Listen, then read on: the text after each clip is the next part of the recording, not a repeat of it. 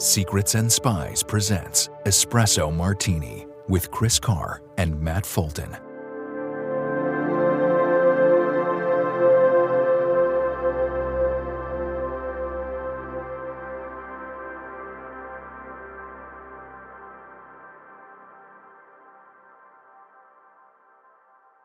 Hello, everybody, and welcome to Espresso Martini. Matt, how are you doing? I'm all right, Chris. It's freaking cold here. And it has been for the past few days. Like, I'm straight up not having a good time right now. It's like down in like the 20s. So I don't know what that is for Celsius, but it would be below zero. Wow. Okay. Well, it's cold here, but not that cold.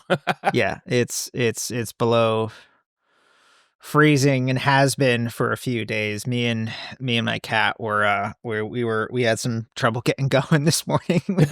It was a little chilly, but and I also feel like as I get older, I don't know, maybe this is a sign of me getting older, I just get more like my tolerance for like the really cold weather. This just gets less and less and less and less and less. Like I need to, I don't know, move to some suburban track housing in Florida. That's what happens. Maybe that's like a natural thing, that it's just like a siren that just calls to you, you know? I hate the extremes of weather. It's a bit like my politics, really. I hate extremes of politics, hate extremes of weather. So I hate it too hot, I hate it too cold. So I'm generally only happy about 3 months of the year. That's fair. That's fair. We get like, it's this weird thing where, I think this winter, at least for us here in the mid-Atlantic Northeast, has been more of a winter than it has been in recent years. Like this feels like a fairly normal kind of winter. You know, we've had a few little-ish snowstorms, nothing crazy, but I don't know. It's like every summer it's just like ridiculously hot for like a couple months on end, and then January and February it's just cold and wind nonstop, and it feels like there's like 3 to 4 weeks in like early summer where it's nice, and then like kind of mid to late fall where it's also nice, and like that's it. And everything else, it just sucks. Yeah. Maybe I'm just a pessimist, though. I don't know.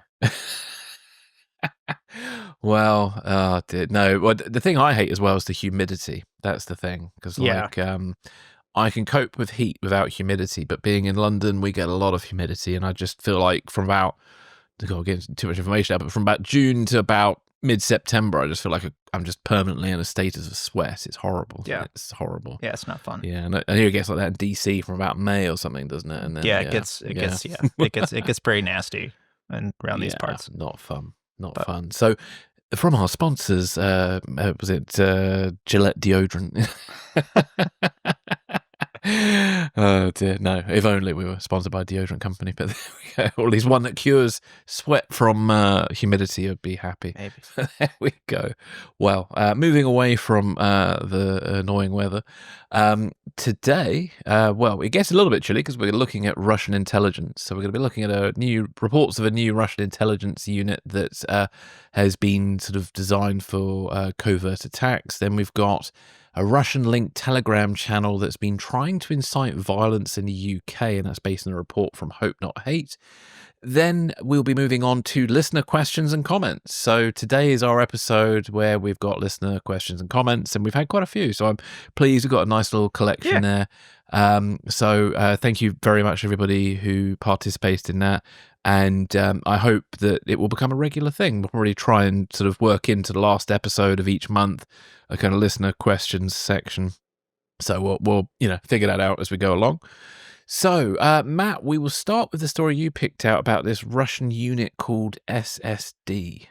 Yeah, so this is a Wall Street Journal article that's been making the rounds this week, I've seen. So one of the biggest stories in the world of espionage right now is the emergence of the GRU's Department of Special Tasks, a clandestine unit operating out of GRU's headquarters in northwest Moscow.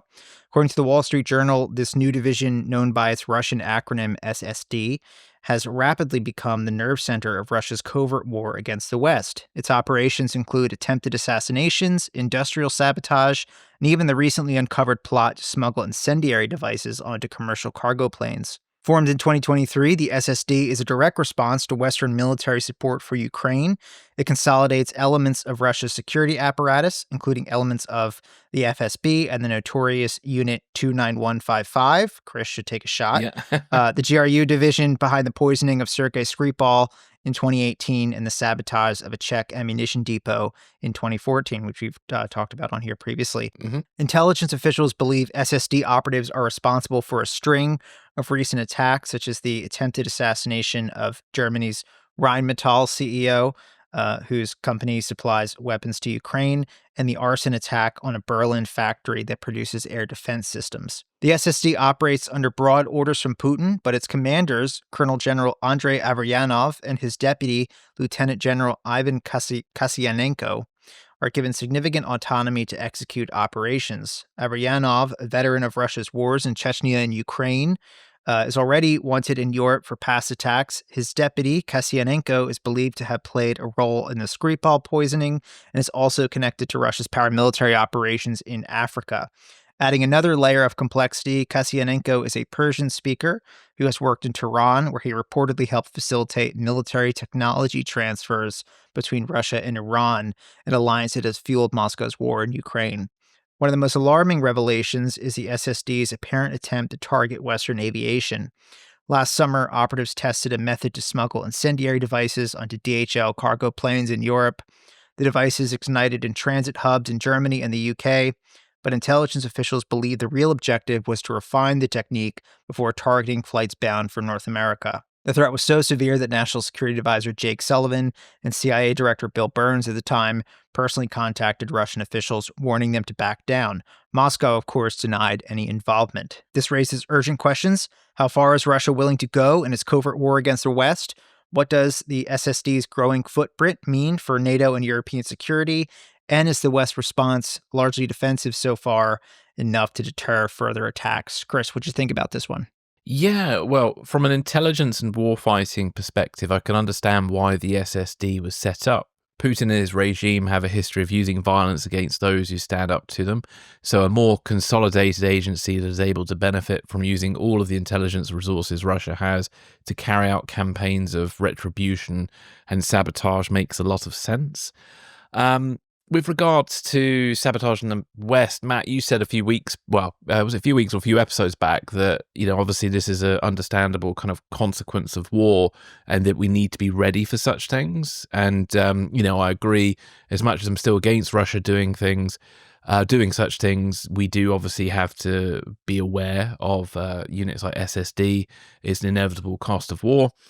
With regards to this unit and its operations against the West, this is one thing that I think should be brought up by President Trump's negotiating team. I doubt it will, but it should be. Russia should be made to halt all hostile activity directed at the West, the murders, the sabotage, the disinformation campaigns. I know this is wishful thinking, but the end of disinformation campaigns against the West is at least measurable and the very least that we should insist on. And, you can give Russia a good deal for doing that. You could cancel certain sanctions so they can economically get back on their feet. But likewise, any violation of that should be, met with more severe sanctions. I don't think it's going to happen, but I still feel that, Trump should do something about Russia's sort of hostile activity against the West, because it's been going on for a long time. And if this war with Ukraine does manage to end, then there really should be no excuse for Russia behaving in this way. Then I see the SSD have also taken over the Wagner operations in Africa. It's not surprising that Yevgeny Prigozhin's death in 2023 in the end was a kind of minor blip or an inconvenience for Russian operations in Africa, which are apparently very important to Russia, and it gives them access to sort of resources. Russia have been working very hard to rekindle Cold War ties in Africa and build a kind of reciprocal relationship. And they undermine democracies and back authoritarian regimes in Africa. And the African Center says that Russia's approach is distinctive among external actors in that Moscow typically relies on irregular and frequently extra-legal means to expand its influence. Deployments of mercenaries, disinformation, election interference, support of coups, and arms for resources deals, among others. this low-cost, high-influence strategy seeks to advance a very different world order than a rules-based world order, and it kind of goes in the face of democratic political systems to which most Africans aspire. Now, with the SSD being kind of called a new unit, obviously it technically is a new unit, it's sort of a merger of things, but to me, I think they should add an extra D. It should be the SSDD, which stands for Same Shit, Different Day. So, Yeah, there we are. it's a good one. Yeah, I think it. As you said, this is kind of a reorganization of previous units and efforts that were already out there. It's an amalgamation of covert action focused units that are put under one roof, or at least in one org chart. Something that was really similar, that seems similar to me in this, as far as the SSD is concerned, is CIA Special Missions Center, previously called the Special Activities Division before the 2016-ish reorganization that CIA had. And that sort of, loops in a lot of the covert action, psychological warfare directed organizational units of CIA with kind of the paramilitary direct action side of things, right? So air branch, ground branch, special operations group, those kinds of activities.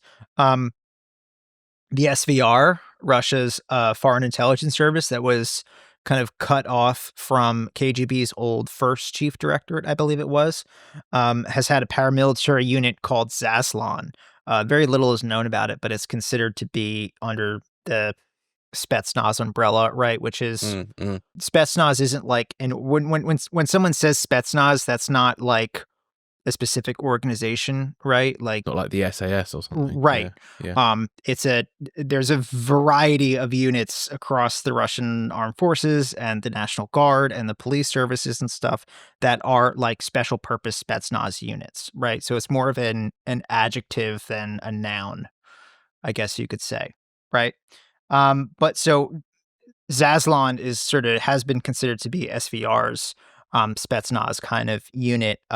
They're understood, what's known about them, at least in open source information in the West.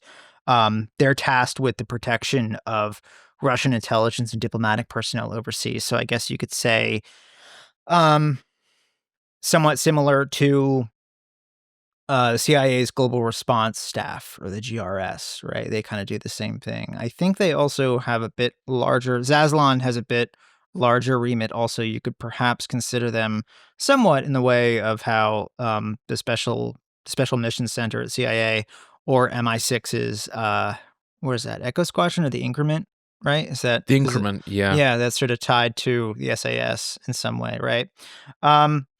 It's interesting though, as you said. It's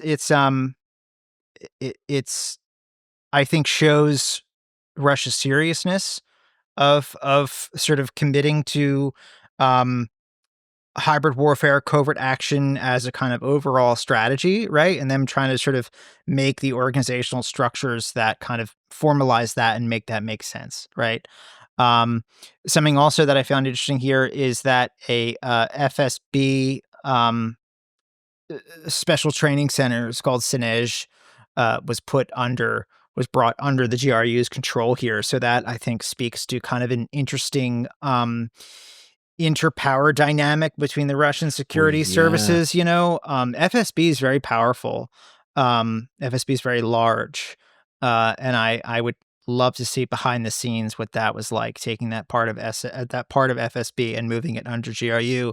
Remember, FSB took quite the reputational hit in the lead up to the war in Ukraine. They had all the kind of happy talk intelligence estimates that 48-hour, or 72-hour special military operation, Russian airborne troops would march right into Kyiv, and it would be all like sunflowers and rainbows and shit, and that wasn't the case. And the FSB took quite the reputational hit for that. So I do find it interesting now that they're losing some of those resources. They're being brought under GRU's control. I don't know if that speaks to any kind of a larger trend, or like, I mean, I'm sure, there are analysts at Langley right now and at MI6 who, I'm sure would look at this and say, okay, what does that say about how Putin feels about the FSB's long-term reputation and stuff? I don't have an answer to that. I just find that part interesting here. Yeah, and if anything, that is almost like the GRU are benefiting from this because they're the ones who have the experience of doing those operations, and it feels and I think the FSB have tried similar operations and failed at them, whilst the GRU of Unit 29155 has been quite effective. Because obviously Unit 29155 are the unit who are supposedly responsible for the Havana Syndrome attacks, and obviously the initial targets, the initial original targets, were all connected to that relationship the CIA built with Ukraine intelligence before the Russia's invasion. And if memory serves, there was an operation that both the Ukrainians and the CIA worked on that led to the death of Russian-backed forces in Crimea, and those people were then on this target list by Unit 29155, and then became the first victims of Havana Syndrome. Yeah. So it's definitely something kind of going on there. Yeah. Same shit, different day with with Russia at the moment. And the GRU also is, I believe, Russia's oldest still sort of functioning intelligence service as it is, isn't it? The GRU was around largely in the same form it is today. Loosely, there have been changes, but it's largely in the same form it was during the Cold War. It survived the collapse of the Soviet Union. The KGB did not, famously. They were broken up into the FSB, the SVR, a few other units. KGB also had control of Russia's border forces, their border guards and stuff too. Also, a lot of the sort of top-level leadership communication assets and everything, right? And that was all broken up into several different agencies that were created after the Cold War. But the GRU is still there, kind of doing the same thing it was during the Cold War under the Soviets, and I think that's certainly reflective here now with this new unit. Something else though that interested me, that SSD has taken the Africa file. At least we officially, they're responsible for the remnants of Wagner and what has been spun off from the Wagner group. That's interesting to me because, I mean, the Wagner group, at least on the surface level, provided a degree of deniability, right? Plausible deniability. Well, they've given that up now. Yeah, to Russia's operations in Africa or in Syria, right, elsewhere. And that sort of is just mask off now. So I guess there's that famous engagement that U.S. Special Forces had with a group of Wagner mercenaries and Syrian military units a few years ago, in which the Pentagon famously used that deconfliction hotline with Russian forces in Syria. It said, there's all these Syrian units and Wagner mercenaries advancing on our position here, seemingly with hostile intent. What do you want to do about that, Moscow? And the answer was there are no Russian military units in the area. And the response that came from the U.S. was, okay, understood. And they were all vaporized. Yes. So would we still consider Russian mercenaries not official Russian troops now because they're organizationally under the GRU? Yeah, very interesting question. I think it makes sense to put it under the control of the military because obviously most of the members of Wagner would have come from the ranks of the military. Oh, sure. And so I think operationally it just makes more sense to streamline it in that way. I mean, to say that even, Wagner's activities, I mean, maybe you could take the mutiny out of it, but to say that Wagner's activities in Africa, especially, weren't, directed by Moscow was always sort of laughable. I've also, one other thing I find interesting is the areas of responsibility of the SVR and the FSB. So from my understanding, as a rule of thumb, the SVR handles foreign intelligence, whilst the FSB handles domestic. But then the FSB end up providing intelligence in places like Ukraine and stuff. So I'm like, so is it because that was in Crimea they were operating, and so it was considered Russian territory? The a bit like with MI5 would operate British territory. The FSB is charged with intelligence gathering in Russia's near abroad, which is former Soviet states. Yeah. So that's Ukraine, Georgia, Kazakhstan, the Baltics, they would say. The SVR is further afield. Yeah. Okay. So yeah. like the US, the UK, that's the SVR. Yeah, because just sometimes in the past, as I get a bit muddled up in my head, like, hang on a minute, is that FSB or SVR? But yeah, makes a lot of sense. But then, so no, it does make sense. Yeah, that's cool. Well, shall we move on to some exciting things that have been going on in London with regards to... Yes, this is a really interesting story that you have that I think complements this well, and is also probably, I mean, the article that we're working from here, I'll let you explain it and everything, but the article that we're working over here doesn't explicitly say that this is SSD activities, but it certainly seems to be of the sort that they would do. Exactly. And funnily enough, actually, there's a report I discovered online that talks about Russian influence operations, but it is from an official, it's from the National Cyber Security Center, and they still mention Unit 29155 and also the 161st Specialist Training Center of the GRU is being responsible for like cyber campaigns and hacking and stuff. So I don't know how old is SSD? That was the only other thing I forgot to ask. Do we? It was created in 2023, so not very old at all, brand new. I think it probably is. I mean, I haven't seen an org chart or anything, but it seems like a lot of these units, like Unit 29155, is that it? Right? Did I get that? Yeah. Okay. It seems like that unit and these other like various separate organizational elements that were charged with covert action or direct action aimed at the West were brought, whereas SSD was created and those units were brought under its control. So I think Unit 29155 would just be under this new org chart. Got you. So Unit 29155 still exists and still operates, but they're under the kind of remit of SSD. I believe that is the case. Yeah. So like you were saying earlier about like it being a mission center, that makes sense. Cool. Okay. Well, look, there was a story by Hope Not Hate that kind of, as you say, links in nicely to this, and is all about these Russian-linked Telegram networks that have been inciting sort of terrorism and hate crimes in the UK. So just to quickly summarise. At least 7 Islamic centres in London were vandalised with racist graffiti, seemingly orchestrated by a Telegram channel that encouraged and rewarded such attacks. The network has offered £2,500 to anyone willing to burn a police vehicle and a cash prize of £100 for videos of vandalism against mosques. The campaign appears linked to a network of Telegram groups posing as British, but likely operated from Russia, based on language errors and digital traces.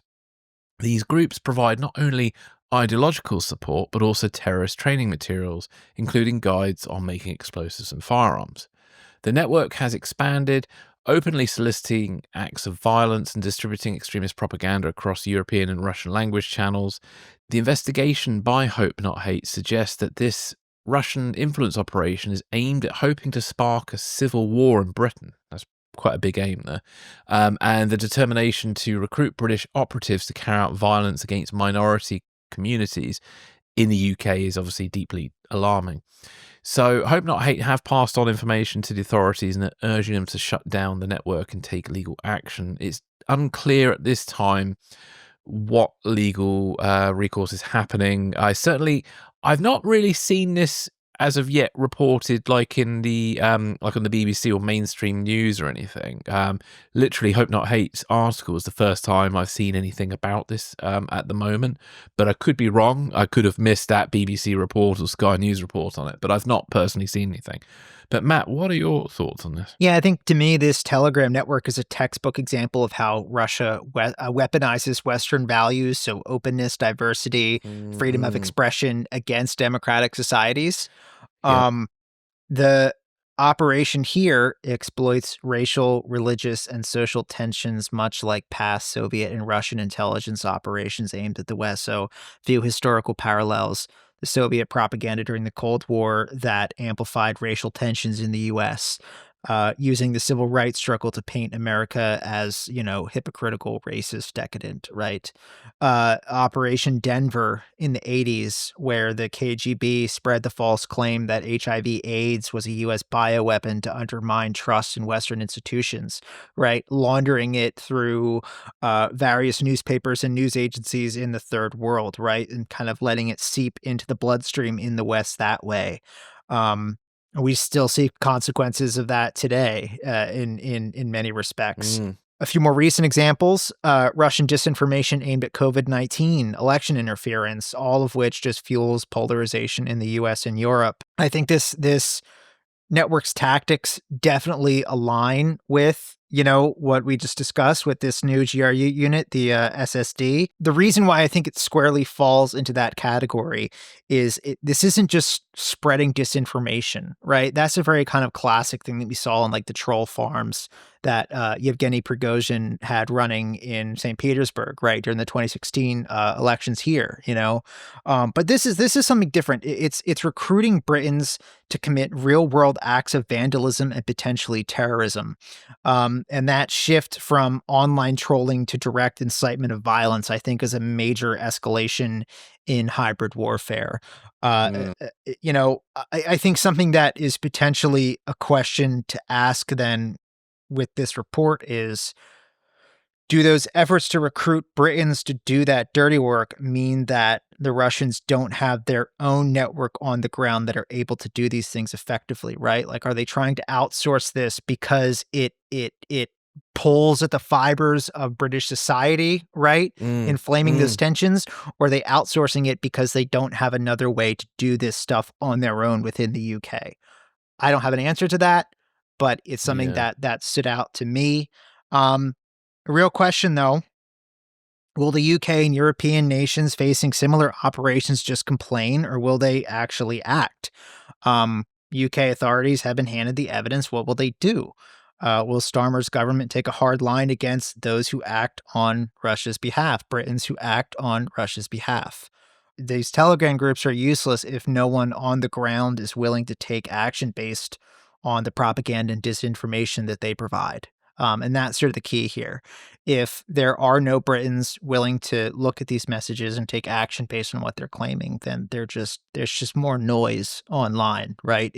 On social media. But yeah, Russia's waging a war on Western society through sabotage, diversion, and social division.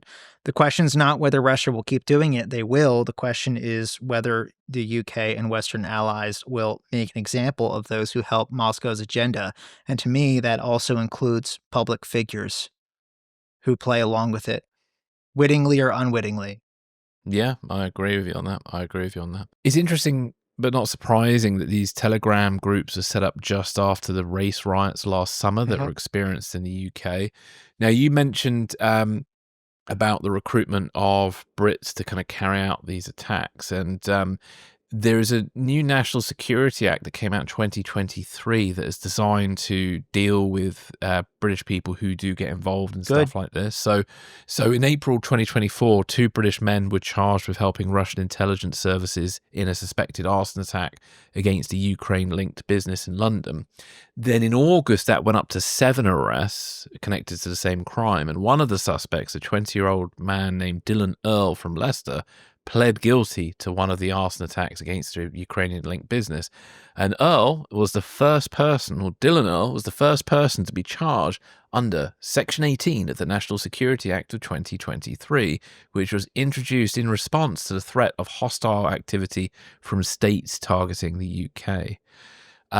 So certainly in 2023, something was done. And obviously with regards to Starmer and Russia at the moment, I mean, he's actually proposing potentially putting British troops on the ground as a peacekeeping force in Ukraine, which is pretty bold.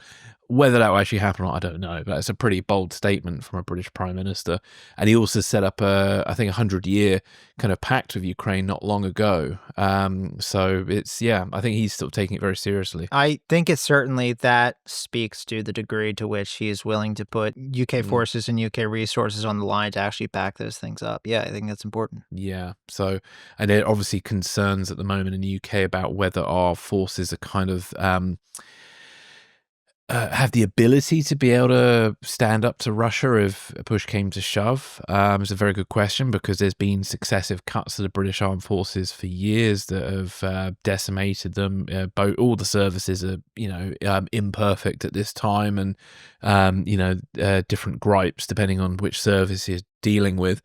And that, I might have a podcast come up about that in a few weeks' time. So yeah, it's very interesting. Now, I also want to just mention some other things as well because they're connected to this. So as I mentioned earlier, last year in September, the National Cybersecurity Centre published a report titled "UK and Allies Uncover Russian Military Unit Carrying Out Cyber Attacks and Digital Sabotage for the First Time," and the NCSC obviously named Unit 29155 and this Specialist Training Center 161 of the GRU as being responsible for it. So there may well be, some connection to what Hope Not Hate is just talking about here. And then in October of 2024, the head of MI5, Ken McCallum, gave his annual update and said that the Russian intelligence agency has been on a mission to generate sustained mayhem on British and European streets. And he added that the GRU agents had carried out arson, sabotage, and more dangerous actions conducted with increasing recklessness. And then MI6's chief, Richard Moore, in November 2024, said a similar thing at a speech in Paris where, he said, "We have recently uncovered a staggeringly reckless campaign of Russian sabotage in Europe, even as Putin and his acolytes resort to nuclear saber rattling to sow fear about the consequences of aiding Ukraine." Right. The chiefs of Germany's 3 intelligence branches also echoed these concerns, reporting a quantitative and qualitative increase in Russian acts of sponsored espionage and sabotage in their country. And I've already mentioned obviously what happened in the UK with the British man who's arrested. So yeah, it's an ongoing thing, this. And as you were saying, what are Europe going to do to stop this? And obviously, again, as I asked earlier, what is the Trump administration going to say to Russia with regards to these operations whilst they're negotiating the peace, the peace process with Ukraine? Because if Russia is going to end its war on Ukraine, these sabotage campaigns need to stop. And also the state-sponsored disinformation campaigns that are kind of designed to undermine Western democracy needs to stop as well. Because I don't think Russia should at all be allowed back into kind of the international fold until this is brought to a head, really. And then what you were saying about whether the Russians have this capability to do it themselves or not, and why they're recruiting locals. I guess the recruiting of locals is always more desirable because their hope is that obviously this operation would go under the radar. So should said local get arrested for it, there wouldn't be any kind of fingerprints pointing back to the GRU, etc. So is that plausible deniability? It's quite presumptive. Yeah, it is. But I think the Russians like to think that they're very good, and sometimes they are very good. Let's be honest about it. Well, they're, I mean, this Hope Not Hate, they sort of were able to connect this Telegram network to the Russians because the default, there was a screenshot from one of these Twitter posts or something, and it was showed that it was set to whoever was using the app and posting it, their default language on the Twitter app was set to Russian. It was working on a time zone of which Moscow is in this time zone, right? So if Hope Not Hate, I mean, yeah, they do good work, but if Hope Not Hate can point to the Russians behind this, I'm sure MI5 can. Well, I think what's interesting with the NCSC report, they mentioned that the 161 Specialist Training Center of GRU uses a lot of junior officers, and I think they're the ones who kind of do the, should we say, the finger work or leg work on the digital side of it, and they're the ones who do make these stupid errors. Whilst the 29155 are the more kind of kinetic on the ground and more, blow shit up or kill people kind of people. Yeah. And I think arguably they're a lot better than the digital people. So maybe there's some tension within the what was it called again? The SSD, where they're like the geeks are fucking things up for the geeks the special forces guys. Yeah, the geeks versus the chads. Yeah. So it could be an interesting being a fly on the wall at their annual Christmas party or something. Yes. I don't know that I would want to be there. I don't know. You think the Christmas party in Tinker Tailor is quite depressing. I'd imagine that's probably more depressing. Yeah, I'm sure it is. It is. Well, is there anything else you'd like to add? No, it's just an interesting, it honestly made me kind of angry reading through some of these messages and just, I don't know. It's, again, as I've said here plenty of times, I mean, in the past few years, we have seemingly launched some pretty serious covert action operations against Russia's ability to wage war in Ukraine. And I think it has had serious impacts, right? So as I say on here all the time, don't throw a punch if you're not prepared to take a punch, right? It just means they're gonna hit back, and you have to be ready for that. You know, you have to be willing to counter it. It's just something about I guess I would be more angry at the Brits or citizens of any Western country that are going along with this than I would at the guys in an office building in Moscow that are sending these messages, right? I mean, okay, the Russians are going to do what they're going to do, but it's the kind of willingness, or whether it's intentional or just being useful idiots, right? It's the willingness of people in Western countries to go along with it. That's what pisses me off, right? That's who I'm angry at here. Yeah, and as we said before, Russia presents itself as the savior of the white Christian world, and the white Christian world, and I think there are a lot of sort of far right people who get taken in by that narrative, and and this is why we're seeing then these the people who get recruited to then go and attack a mosque or something terrible like that. And what worries me a little bit of all this is I still think the general public are not fully aware that Russia is trying to stoke racial tensions. Absolutely. I think people, I could imagine people would see, I don't know, this mosque attack, and they might assume it's just, just the British far right with nothing else connected to it. And then there might be some kind of counterattack to it, and it could escalate quite quickly if you're not careful. Thankfully, nothing like that has happened so far, but I think if it happened enough times, or if the Russians then started trying to, I don't know, they go and bomb the local far right chapter somewhere, and try and make it look like some Muslim group was responsible, or they try to stoke tensions between Muslims and Sikhs somehow. You know what I mean? It suddenly you could press a lot of buttons and get a lot of things kind of going if you're not careful. And I think the general public do need to be made more aware of this. I think the announcements by MI5, etc., are all fine if people actually watch the news and pay attention to it, a bit like what we do.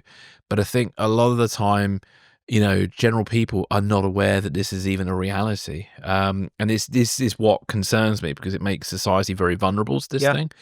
And and there's stuff around some of the anti-Israel, the understandable partly, and the anti-Israel marches that happened last year, and like calling Joe Biden Genocide Joe. Yet there's a sort of silence now as Trump's in. There's no kind of equivalent name for Trump at the moment, and here he is trying to destroy Gaza and kick all the people of Gaza out. Yet there's very little real significant protest movement of the same level that we had last year before the election. Yes. And I want to know why that is, because I suspect there's something nefarious behind it. I could be wrong.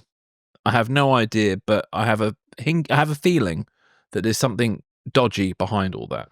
Yeah. Well, I don't think the protests we saw, right? The protests that we saw against the war in Gaza and everything, the campus protests and stuff that happened at the DNC and all that kind of stuff, that's not entirely just astroturf by the Russians. There was legitimate, that was real, right? To an extent.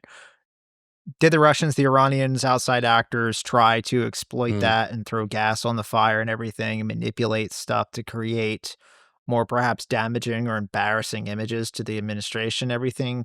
Yes, but I think by and large that was legitimate. Why those same people aren't now legitimately protesting, in the ways that you said, that's a great question. I mean, it's a classic issue with the far left. Yeah. Indeed. Well, we don't know the answer to that question, so we'll leave it at that. But it's definitely something to kind of ponder on there. Well, let's move into a break, and then we'll come back with listener questions and feedback. So cool. Catch you after the break.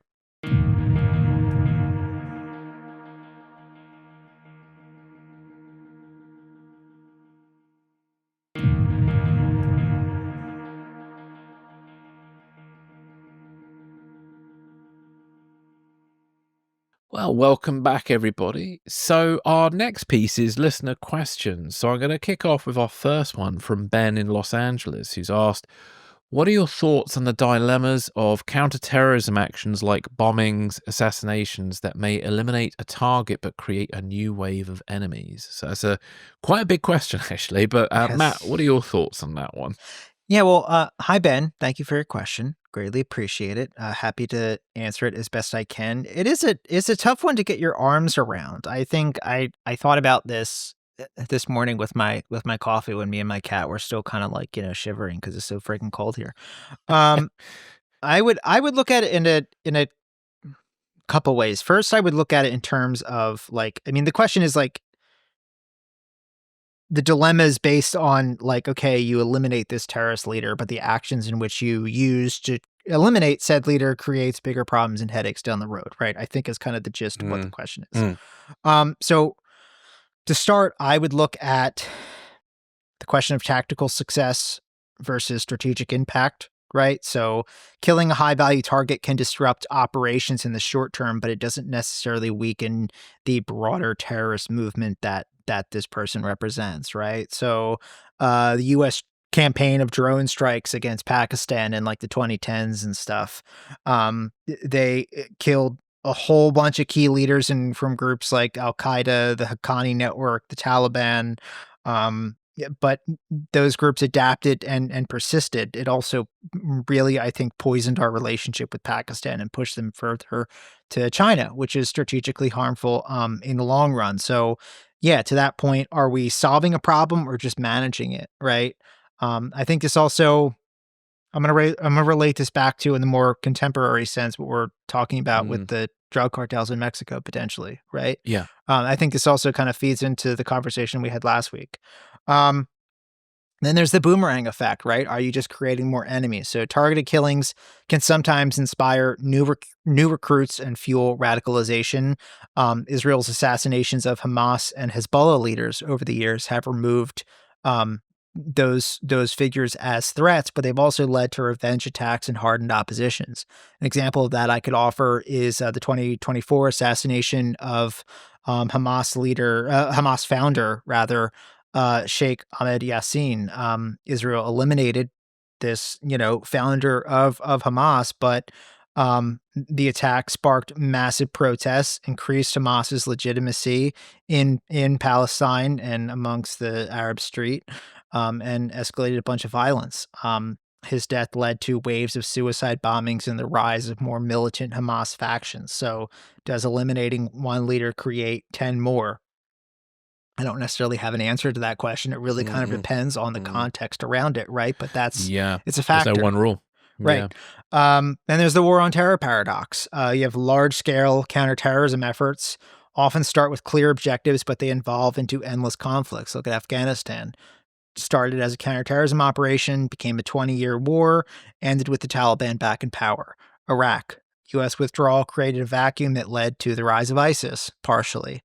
So are we addressing these root causes or are we just playing whack-a-mole? I would ask that question too in terms of how we calibrate how the Trump administration calibrates its response to the Mexican drug cartels, right? Are you getting to the root causes of the problem or are you just playing whack-a-mole? Are you blowing up a bunch of, infrastructure to create a show that doesn't actually solve the issue in the long run and terms just Mm, creates more strategic problems? Um, and again, the alternative is doing nothing worse. Restraint has its risks. Ignoring threats can allow them to metastasize. I mean, you could outside of counterterrorism, you could relate that to the issues that we've had with the Russians that we just talked about in the first half of the show. Um, the U.S. avoided targeting bin Laden in the 90s. That decision didn't prevent 9/11. In some cases, targeted strikes prevent imminent attacks, saving lives, but not always. It's a really hard thing to kind of get your arms around, but counterterrorism isn't just about kinetic action. It requires a blend of solid intelligence, diplomacy, and political strategy. And while strikes may be necessary, they should be always, I think, part of a broader effort to weaken terrorist networks at mm. their core rather than just eliminating individuals because we're mad at them. Yeah. I don't know what you think, Chris. Yeah, I feel generally the same as you. I was looking at it's an interesting question, and I think there's so at the moment there's a danger of being risk averse, because sometimes doing nothing is worse than doing something. But and again, I think we kind of post-war on terror, we tend to favor kinetic over more socio-economic sort of ways of dealing with something. It's easier. So I was thinking about the Marshall Plan after World War II. You know, now you could argue Afghanistan, America was sort of trying that. They were sort of trying to kind of rebuild the Afghan society, etc. And it, for a while, was benefiting mainly women, and you know, and society was changing. But the problem was, with regards to Afghanistan, I think culturally it was just going against the grain of the reality on the ground of their society, and so it was always sort of semi-doomed to fail unless US force backed it up. So you kind of need to find. So I think the big mistake with regards to Afghanistan was moving it from a special forces mission to an occupation. Right. I think that was a bad idea. It should have always stayed US special forces working with the Northern Alliance, because the Northern Alliance are locals who are our allies, and they're the ones we will, you know, work with to change the shape, shall we say, for hopefully the positive for Afghanistan society. But by imposing, you know, a kind of Western way of doing things, or imposing democracy at the barrel of a gun, it kind of never works, and it just pisses people off. And I think the one thing I've learned is generally most people don't like it when an outsider comes in and tries to fix other people's problems. You know, it's like in life, if somebody turns up and says, you know, I don't know, you're having an issue, and somebody just comes with unsolicited advice about how you should do something, or just got a 360 view. I mean, it may be right, but you're instantly like, fuck off. You know, and I think geopolitics can be a bit like that too. So one should never forget the kind of the human nature side of things. I think this is the thing. I think there is an over-reliance on kinetic action a lot of the time. And if one figured out, like Lebanon's an interesting place, because Lebanon has been the center, especially in the 80s, it was sort of the center of all sorts of terrorist organizations and things. I think Lebanon, you know, has a lot of socioeconomic problems that kind of feed into that allow groups to dominate. And the thing is, when people are desperate, they will turn to a group that will keep the lights running, keep the water flowing, keep the egg prices down, you know. And so then it kind of, you know, this is the vacuum that I think, you know, the NATO, etc., should be considering as an option to sort of disempowering terrorist groups, rather than just bombing them with missiles and stuff. Maybe sending in a lot of aid, or etc., and working with locals to try and figure out how to fix fundamental problems. Then the extremists will be seen for what they are, extremists exploiting something. But all of that is very wishful thinking. It's a lot easier said than done. All of what I've just described there. Yeah.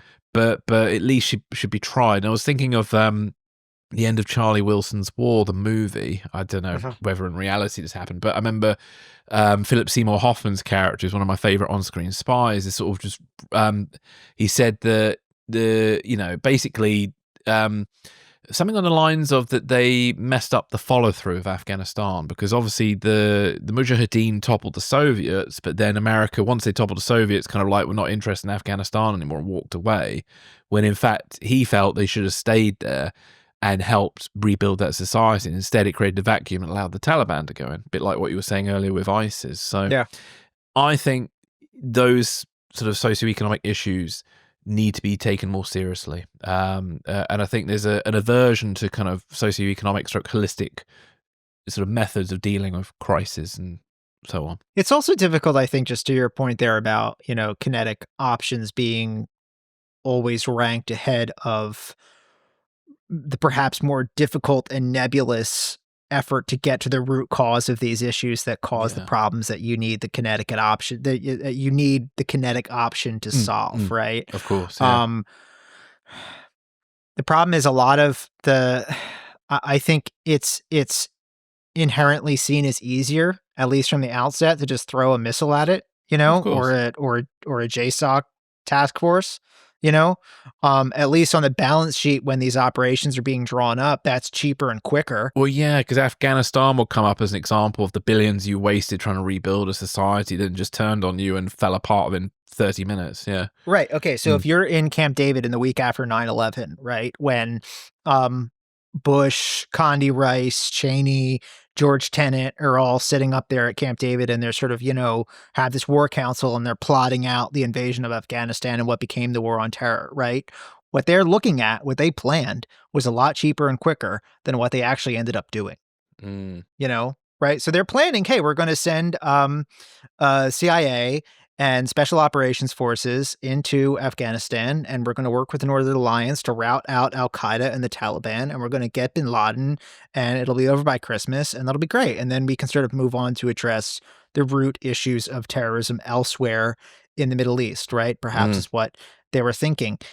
I mean, yeah, that's pretty cheap and quick and easy, but to your point of what you were saying, when you stay and you come into nation building and everything, that becomes a lot more expensive in the long run. Yeah. Well, this is it. I think with the nation building thing, I mean, you could argue there's a case that the Americans should have stayed in Afghanistan because it wouldn't be half as bad as it is now for the people of Afghanistan. Yeah. You should have almost like North and South Korea. My struggle with that is, whereas those images of how the occupation ended, right, was that 2021, I think? Yeah, it was the summer of 21. Yeah. How that ended is a national embarrassment and a disgrace, and the people that were left behind. And of course, the outcome for Afghan children, women, other marginalized groups, horrible. I don't know.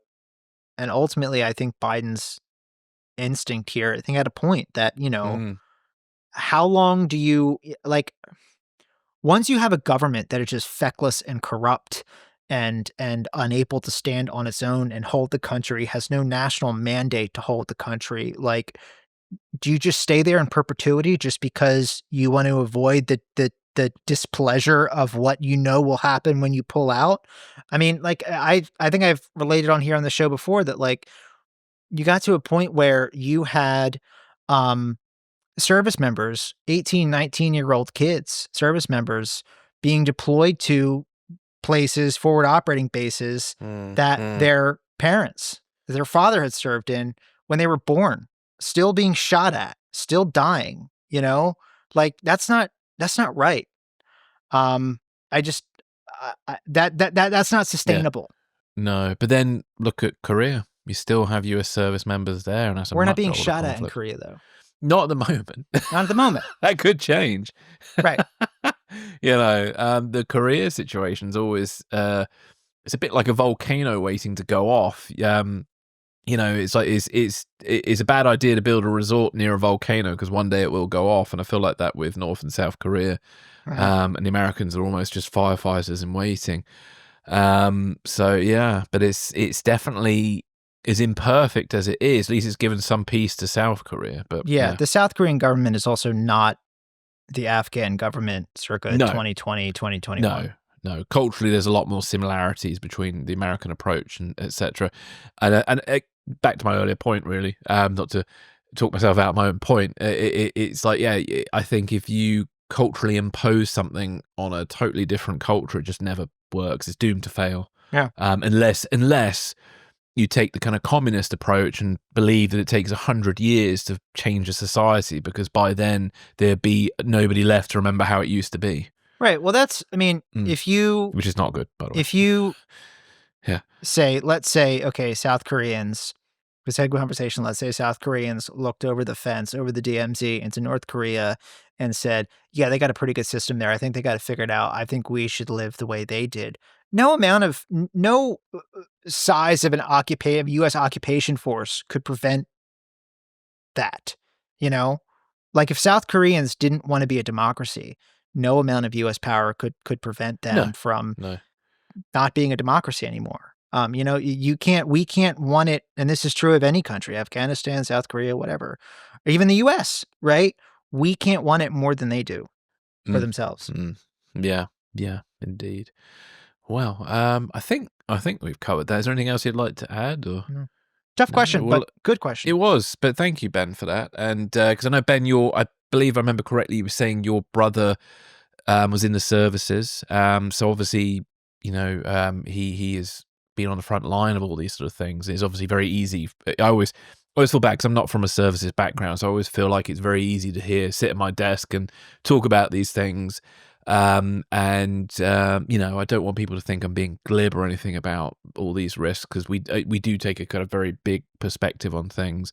But I'm aware of the sacrifice and stuff on the ground, because I've had friends who've been in Afghanistan, some who've lost limbs, and I've seen the impact it has on people, and I don't think war should ever be taken on lightly at all, and I think it's something you've got to be really careful about. But like you were, I think, saying earlier, Matt, there is a danger as well, isn't there, of being too risk averse, where you allow people like Putin to get away with things, and it keeps getting worse and worse and worse until you end up with an invasion of Ukraine and the situation we're kind of in now. So it's a careful balancing act that I think requires a very clued in view of the situation you're going into, and the kind of culture of the place that you may or may not be going into. I think that's a great, final point there, that just how complicated this stuff is that we're talking about. And no one fully knows the answer to every question in these spheres at all times with 100% certainty, no chance for failure in hindsight or anything. It's not possible. And I think No. anyone who offers themselves up as having the answer for every single conceivable question under, geopolitics, international affairs, counterterrorism, espionage, like all the stuff that we talk about, anyone who presents himself as having all the questions and being right all the time, you should run in the opposite direction of them as fast as possible, because they're wrong. Yeah, totally. And just to add as well, obviously with your brother and anybody who has served on the front line, you have my utmost respect, and I hope I never come across as disrespectful or anything like that. But it's not an easy job, and I admire people who decide to participate in that. Yep. So we'll move on to another question, which is another quite big one. It's all about the Five Eyes. So this is from Ada Zanderton, and this is via Instagram. And she asked, will the Five Eyes still function under Trump, or will New Zealand, UK, and Australia perhaps be better off creating a new Five Eyes type organization? So, first of all, I don't know if the Trump administration will pull out of Five Eyes, or whether its foreign partners will want to either. I think a Five Eyes divorce will be very messy, as there are a lot of NSA monitoring stations in all those countries you mentioned, and also the US provides a lot of sort of technology and support that enable many of those systems that Five Eyes use.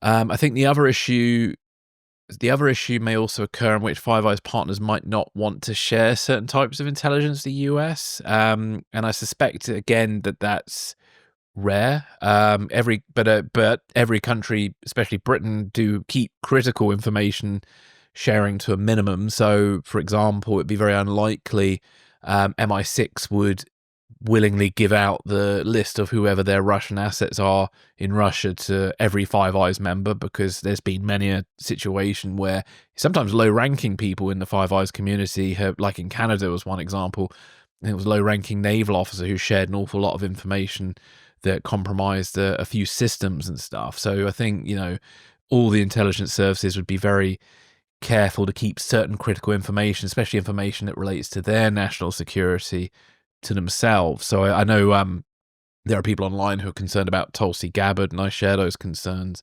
And I jokingly shared a Blue Sky post the other week about America's allies would be running behind a door and locking that door. There may well be some damage limitation that might go on if they are really seriously concerned about Tulsi Gabbard. I remain. I'm going to try and remain open-minded about Tulsi Gabbard. I think the bigger issue is she's more underqualified for the role than that she's a out-and-out agent for Putin. I don't think she's that, but she's definitely been sympathetic to certain Russian talking points. The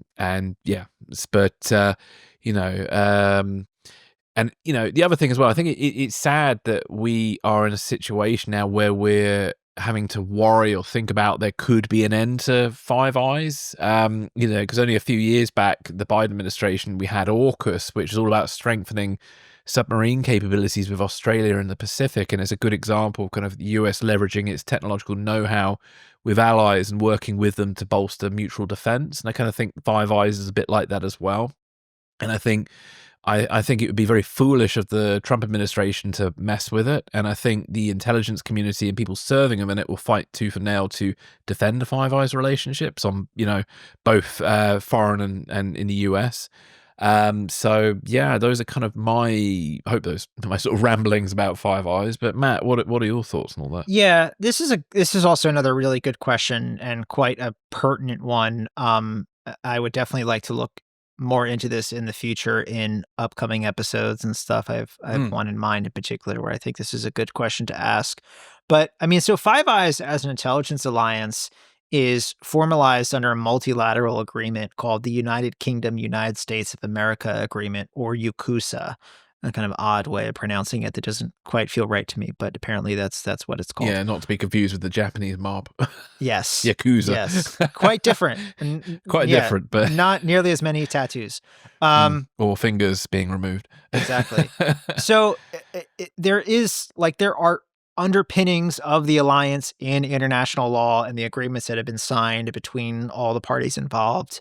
So it's not, when you have stuff like that, it's a lot harder than just like an on and off switch, whether we share that information. I would think this is purely just my gut, of just institutional understanding of how this stuff works and what I've learned over the years and have spoken to someone.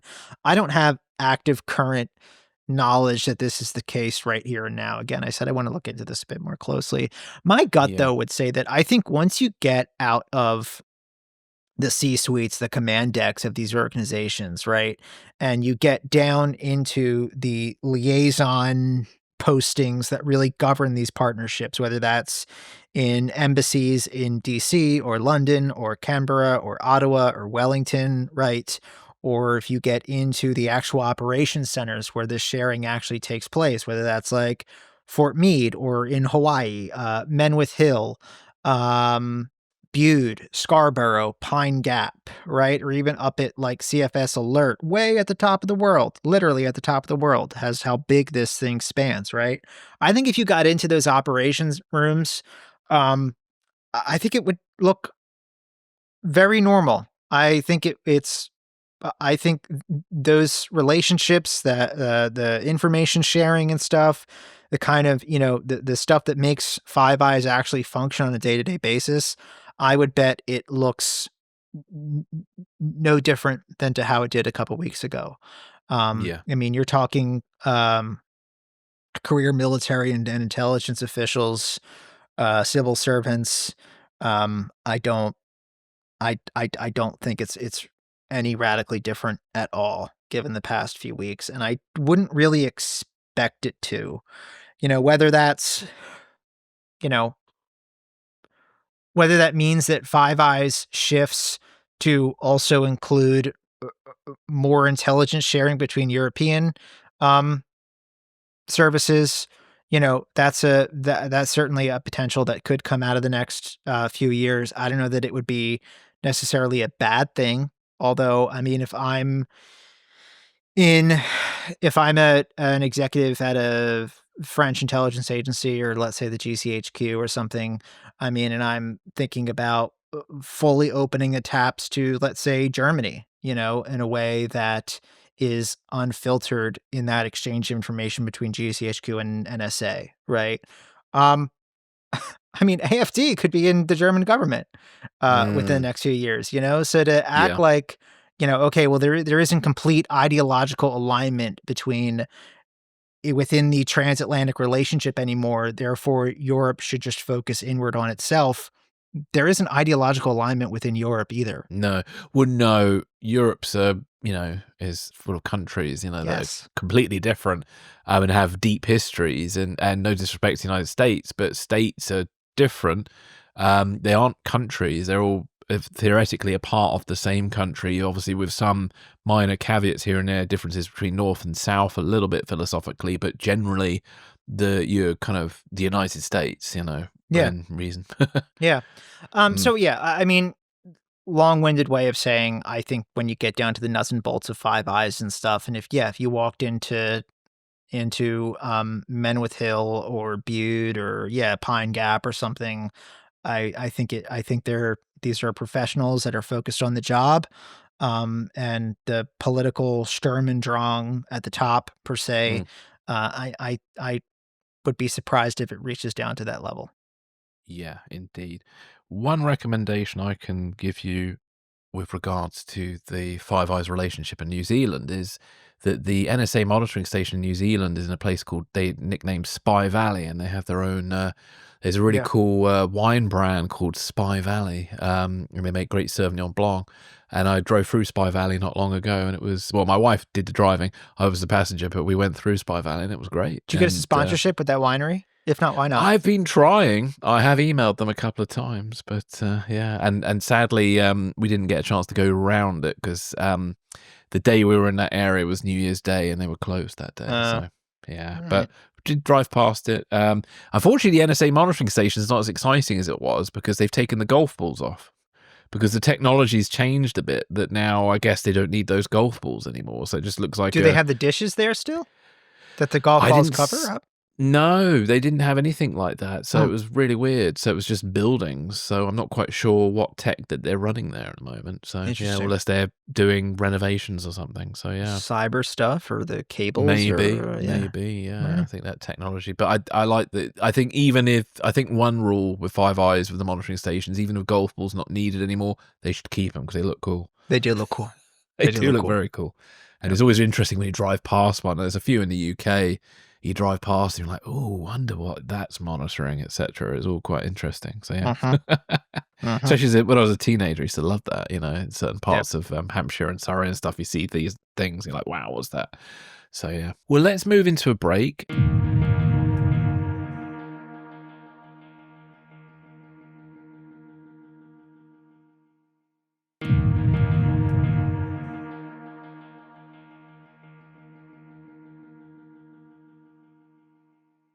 Well, we'll move on to, we've got some comments from Tim regarding our coverage of the Southport killings. So I'll read paraphrased because Tim wrote some very lengthy comments. They're very good comments, and thank you very much for them, but I'm going to paraphrase them for us here. So Tim noted that we examined the case thoroughly and with sensitivity, so thank you for that, Tim. But he also mentioned that it's important to note that the Prime Minister swiftly ordered a national judge-led public inquiry following the sentencing, and that inquiry's aims was to investigate the case in depth and address key questions that have arisen. And Tim points out that if a defendant pleads not guilty, a jury trial is held, but a guilty plea removes the need for a jury, while the judge will still hear the facts before sentencing. So what he's saying there is obviously there will still be a case, but it's just not put to a jury. In the Ruda Cabana case, his unexpected guilty plea caught some right-wing commentators off guard, with figures like Alison Phillips worryingly claiming victims were denied a day in court, which is not true. So in reality, the sentencing hearing detailed the entire case with evidence presented and the judge explaining his decision to a full court before passing the sentence. Far-right groups and some mainstream politicians falsely suggested that there was a cover-up of the suspect's identity, which fueled conspiracy theories. Riots broke out based on misinformation that the suspect was a Muslim illegal immigrant, when he was actually a UK-born Catholic. The judge lifted reporting restrictions to counteract this disinformation.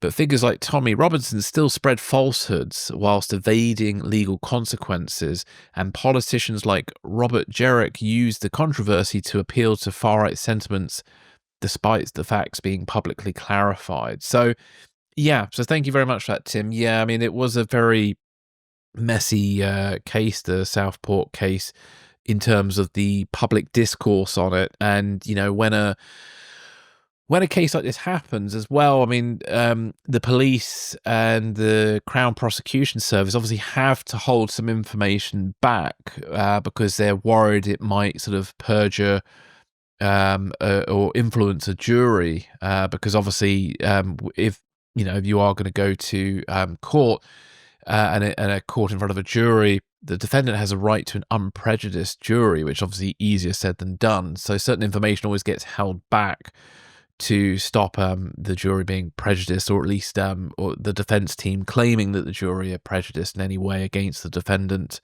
So even in some cases, a defendant's past criminal history is not read out to a jury because they're worried that it might influence their decision, when obviously in reality, a court case should always be based on the facts of the specific case they're talking about, regardless of the suspect's history. But obviously with this particular case, there was a public right to know what was going on to some extent, because unfortunately, as you're saying, these sort of far-right commentators were really sort of jumping in on the information vacuum and spreading that vacuum of conspiracy theories. So, thank you very much, Tim, for all your comments there, and forgive my paraphrasing. I hope I did justice to what you wrote there, so thank you very much for that. Matt, was there anything you wanted to add there?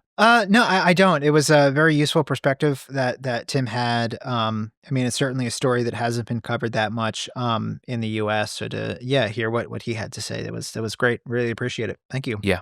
And our last question is from Brian, and it came via email, and he's asked us about what our top non-fiction and fiction spy books are. So, Matt, I'll hand over to you. You're going to go non-fiction or fiction first? I'm going to go fiction first. And this is by no means exhaustive or definitive or in any particular ranking or whatever. It's just some thoughts that I put together as to, definitely books that are inspirations to me in my own work. So I have two Clancy's. First one that I would offer up is Cardinal of the Kremlin. It's a really humanizing portrayal of the Soviet Union during the Reagan era, the height of that kind of mindset. So unlike Cold War era spy fiction that often depicted the USSR as this like monolithic enemy, right? This like shadow mantled lair of scowling villains like Mordor or something, right? Cardinal depicts is a more nuanced and humanized view. It's like a real country where actual people live. I just found that very kind of progressive isn't the right word, but kind of it was a nice change for the 80s that Clancy did that. So through Mikhail Filatov, the Soviet military officer and CIA agent who himself is based on Oleg Penkovsky, Clancy shows the kind of moral dilemmas faced by individuals caught between the duty to their homeland and their conscience. And I think the book also does a great job of showing the relationship between intelligence officers and their agents. So you have Mary Pat and Ed Foley, the two CIA case officers in Moscow who are running Filatov, their kind of relationship with him and the duty that they feel to protect him and to sort of safeguard the information that he's giving to the CIA. Brilliant portrayal of that stuff. The next one, I would offer another Clancy, The Sum of All Fears. So unlike traditional spy novels that focus on a single operation or a small cast of characters, Sum of All Fears is massive in scale, as were a number of Clancy's novels around this era, very late 80s, early to mid 90s, right? It weaves together geopolitical intentions, intelligence operations, military strategy, nuclear brinksmanship, and it mirrors classical epics in that kind of like multiple storylines converging toward a single climactic moment, right? So you have, I don't know, you think of this kind of classical epics that, revolve around warriors and gods and fate. I think Clancy does a really good job in this novel of replacing those with like advanced technology, military hardware, and like the bureaucratic machinery of modern geopolitics. It's certainly a big inspiration for me with the Active Measures series. I think of the Active Measures series as will be spy novels that are kind of very much written in the classical epic tradition, or at least they tried to be. Other few I'd offer, John le Carré's Carla trilogy.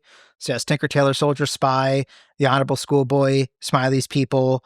Unlike Clancy's sort of action-heavy thrillers, they're not even that action-heavy by like current modern standards anyway. But le Carré's work is definitely more of a slow burn. It emphasizes the mind games, betrayals, and moral ambiguity of espionage. You have George Smiley, famously the anti-Bond, an aging spy master whose battles are fought in interrogation rooms rather than on the battlefield. And that trilogy as a whole, I think, really strips away any kind of romanticized notions of spying, showing Cold War intelligence operations, how they left a trail of kind of, shattered lives and broken loyalties and personal sacrifices. So I think those are really good.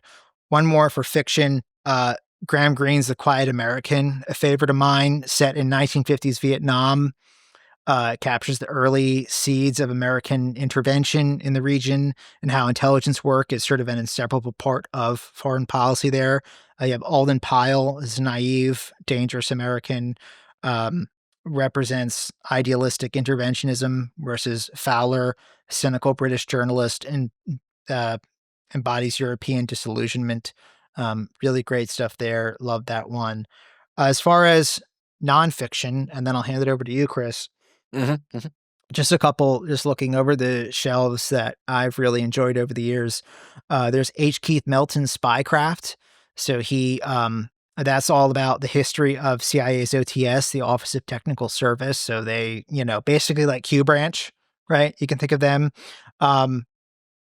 Keith Melton was, he was one of the founders of the Spy Museum. I think his collection is sort of like the core of what became the Spy Museum.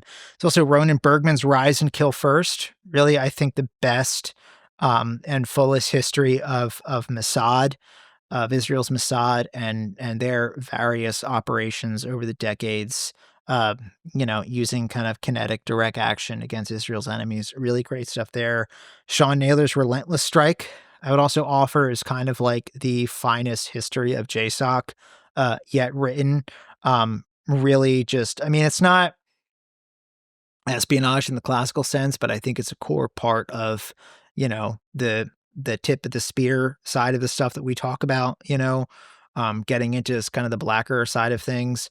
Can't go wrong with that. In that same vein is Michael Smith's Killer Elite, which is a history of, it was originally called the Intelligence Support Activity, but it's kind of the intelligence gathering arm of JSOC. Really great stuff in that book.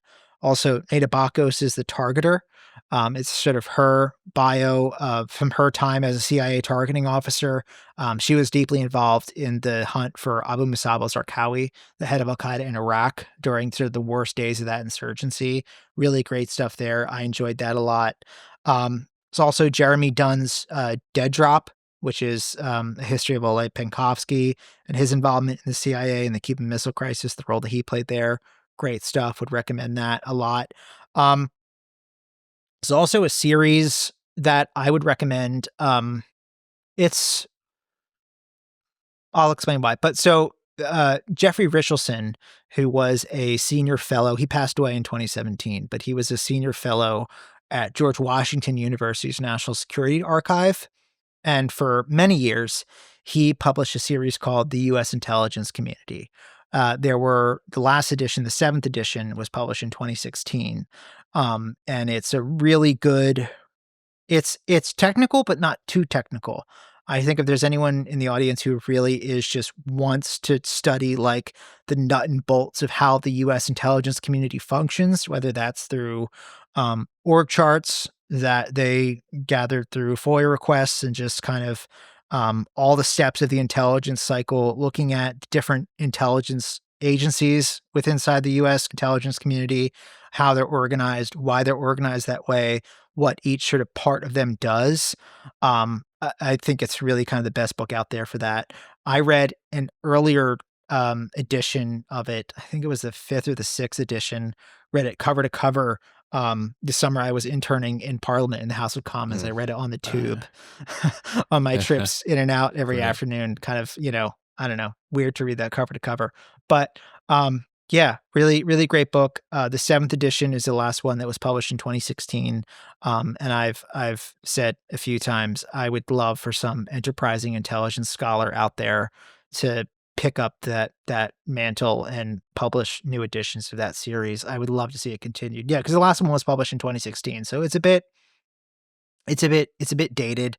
I reference it back to I reference back to it all the time when I'm writing or looking into something, but it's still pretty good. But yeah, I would love to see an updated edition of that book made at some point. Yeah, Chris. Yeah. Well, I'll start with non-fiction, then work back to fiction. So, I wonder if anyone can guess what my these again not ranked, but I wonder if anyone can guess what my first book's going to be. I won't say it. Okay. So, Next Stop Execution by Oleg Gordievsky. Yep. So, Oleg Gordievsky was the first real spy I ever met, and possibly one of the most important spies of the latter part of the Cold War. This is his memoir, which I first read when I was 18 years old, and it kind of changed my perspective on how spying works, and it kind of gave me a great insight as to what living in Soviet Russia was like, and why Gordievsky at the time wanted to do what he could to bring the communist system down and allow Russia to become a democracy. Sadly, obviously, that aim failed. I don't think Russia's a particularly functional democracy today, sadly. Not Oleg's fault anyway. But nonetheless, Oleg played a key role in the sort of downfall of the communist system in Russia, and that book just provides a really interesting insight into what it's like being a double agent and the stress of being one, and the techniques you have to use to kind of avoid being found out. So it's a very, very interesting book. Another early book of mine from which I read in 2013 actually was The Art of Intelligence by Harry Crumpton, and this is just a great memoir by a retired CIA officer who joined in the 70s and left the agency in the mid 2000s, and he kind of gives a wide range of the different sort of operations that he had been on in his career. And I think if I remember correctly, he talks a little bit about being stationed in certain African countries and stuff and enjoying the kind of culture there. And also talks about how, a little bit about like he had his family with him and when he was stationed in places and things. I think a lot of people forget that a career intelligence officer will go out and live in a country for a few years with their family, unless it's considered a horrifically hostile place, then they won't. And in fact, the partner of intelligence officers, they have interesting sort of lives as well. So it was a really good book, that one. Then my next book is The Black Banners by Ali Soufan, and I think this is a great book on the birth of Al-Qaeda and how they operated.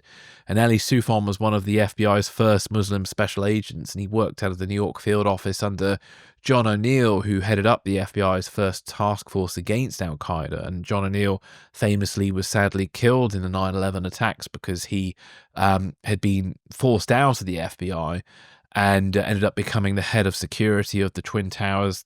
And his first day on the job was the day when the attack happened. So terrible timing there. Yeah. And there's a really great miniseries. Well, it's a good miniseries. I wouldn't say it's a great miniseries. The Looming Tower. I have issues with that miniseries. I think they got a bit overly caught up in John O'Neill's sort of dodgy sex life and spent not enough time on the terrorism, in my opinion. It's based on a book. It is, yeah, The Looming Tower by Lawrence Wright. And no, really, really good show. I think, yeah, as I was saying, I think my problem with it was that it got a bit too caught up in John O'Neill's sort of dodgy sex life, where he had multiple lovers and stuff, and just didn't really spend enough time on the terrorism. I kind of felt like it kind of lost track a little bit of what it was supposed to be about.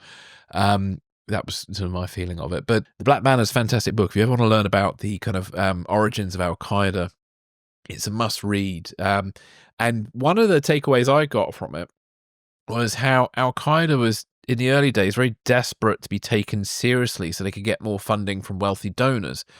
And after the tepid US responses to both the Nairobi embassy bombing and the USS Cole bombing, they decided to take things to the next level with 9/11, and it wasn't until 9/11 happened that people realized that Al-Qaeda was serious, and then suddenly donations came flooding in. So that's a interesting insight from there. Sure. The next book is The Good Spy by Kai Bird. And it's a really interesting book about a CIA officer called Robert Ames and his relationship with Yasser Arafat's intelligence chief, Ali Hassan Salameh.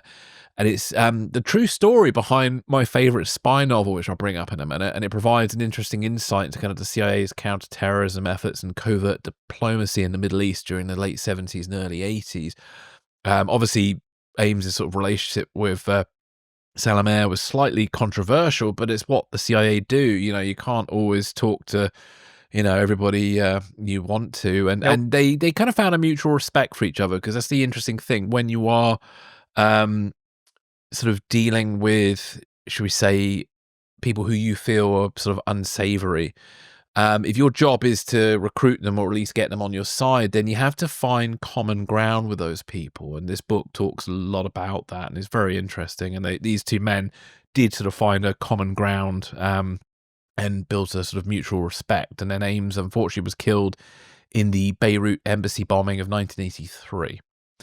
My next book is Spy Master by Dr. Helen Fry, and I think it's a great book about an MI6 officer called Thomas Kendrick, who oversaw the surveillance of senior German prisoners of war and used tactics such as wining and dining the officers in stately manners across the UK, and then purposely giving them ill-informed and bad interrogations. So when they went back to their friends later, they would inadvertently spill the beans by remarking to their fellow prisoners about how the interrogators are so stupid and never asked me about X.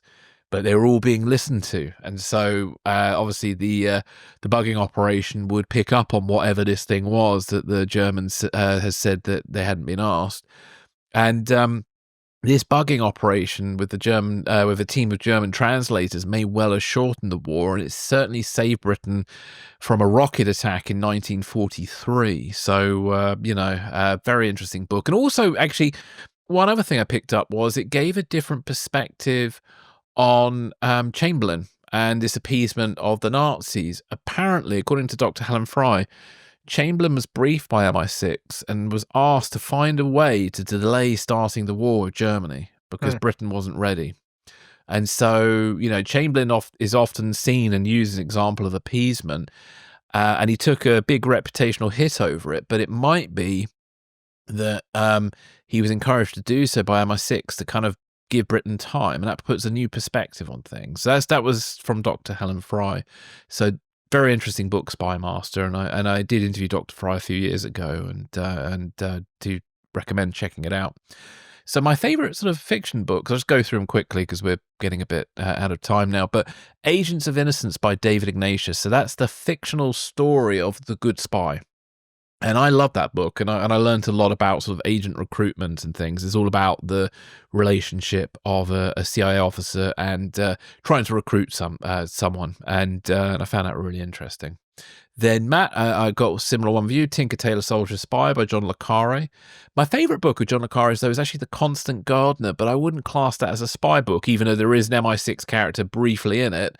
To me, it's sort of one of le Carré's sort of post-Cold War books, and it's obviously about the pharmaceutical companies and so on, and there's a sort of big romance story in it, and I always loved The Constant Gardener. But Tinker Tailor Soldier Spy, landmark book. That was my first le Carré book I ever read, and I was thoroughly engrossed by it, and I thought it was brilliant. It's such a great piece of writing. Then Ashenden by Somerset Maugham. That's a really great book. Somerset Maugham actually worked for MI6 during the First World War.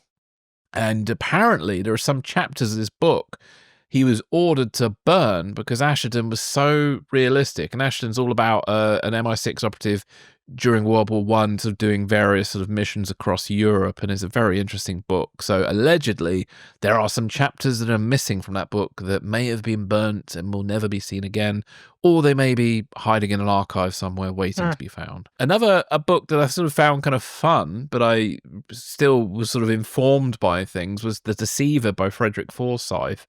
And that's all about an MI6 officer whose career is sort of coming to an end, and it's a bit like a spy game, actually. He's being interrogated, and he kind of flashes back to different sort of chapters of his espionage career, and I really enjoyed that book.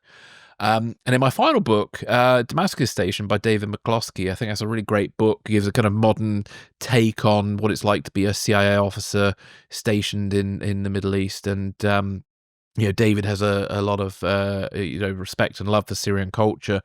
And it really sort of shines through in the book. And I think, for me, I just don't read a lot of spy fiction, sadly. And I tend to be, and the reason I don't read a lot of spy fiction is just because I don't have the time, sadly, because I've read so much nonfiction for the podcast and stuff. It's tough. Yeah, and so I sort of just generally drift towards books that are written by former spies themselves, because I just have a very, sad to say, a bit of a lower opinion of the genre to some extent, unless it stands out as that enough so people I respect say this is a really good book, because I want the peek behind the curtain. That's what I search for. And not enough spy books written by people who are not spies give me that sense of the peek behind the curtain, and there's nothing worse when you're reading something and that is definitely not how they'll do something. Obviously suspending your disbelief is important in certain situations. Like I can enjoy a James Bond movie and a Mission Impossible, but for some reason I have a real hang up with other books that try to portray themselves authentic but are not. So that's my issue, I think. But no, great question, so thank you for that. And some very interesting books from you there, Matt. So it was, Yes. Yeah. So that was good. Good list. So that is us, I think, done for today. Unless there's anything else you'd like to add. No. Thank you for the questions. Really love seeing some of the questions we got in and taking the time to answer them. Looking forward to doing this more. Are we doing this monthly now, or? Yeah, I think we should. I think it'd be really good. Yeah. I think it'd be really good to do that. So we'll sort of make the last episode of the month, but there'll be a caveat to that, because I'm going to be away the last week of March, so we will not have an Espresso Martini that week, but we'll have an interview in our place. Okay. Yeah. So maybe the 22nd of March will be the episode for our comments. So comments and questions. Just a reminder, folks, standing invitation, we're going to do this at the end of each month, or for the most part, barring any other issues that we have that would preclude us from being on the air the last week of the month. But send us your thoughts, your questions, and we're happy to talk about them. Yeah, definitely. So thank you to Ben, Brian, Ada, and Tim for getting in touch. We will definitely do this again. So please, anybody who wishes to send us questions, comments, topics for discussion, just email us at secretsandspiespodcast@gmail.com, or DM us on our social media channels. And in the message, please could you include the question or topic with a relevant news link or online publication link, if it's something in particular you want us to talk about. Also, then please could you tell us how you'd like your name to be read out on air? Do you want me to read out your full name, part your name, a pseudonym? You just tell me how you want it and I'll read it out. And that's really it. So thank you very much, everybody, for listening. Please, obviously, support the show by sharing this episode. Please share it with friends, families, cohorts, etc. The more we share it, the more it helps us.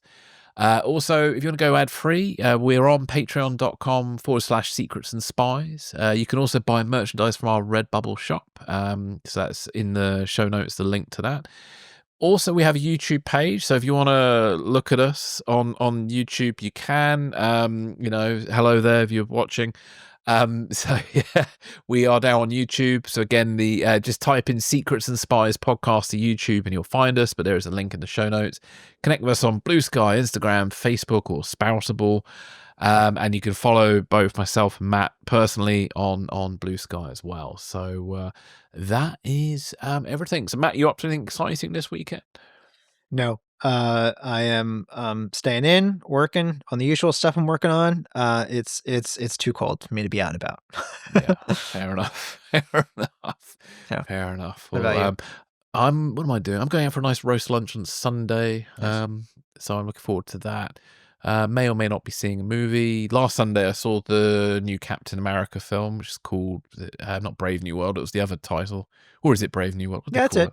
It was Brave New World, I yeah, saw it because they too. previously called it New World Order, didn't they? Yeah. It was all right. It's okay. You know, it was standard stuff. It Yeah, was it's mildly Marvel. entertaining. It was, Yeah. you know, it was a good sort of reasonably solid Marvel film. Not an epic Marvel film, but not No. a terrible one either. It was somewhere sort of nicely in the middle. So yeah, no, do go and see it if you get a chance. Also, was it September the 5th out at the moment, which I went to a press screening of a few weeks ago.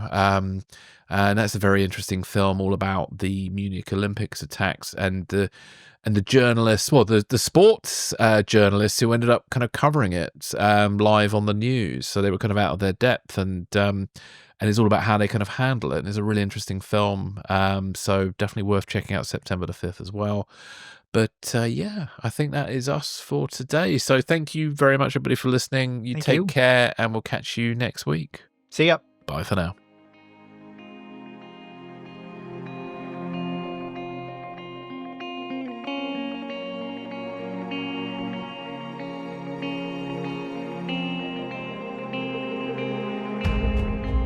Thanks for listening. This is Secrets and Spies.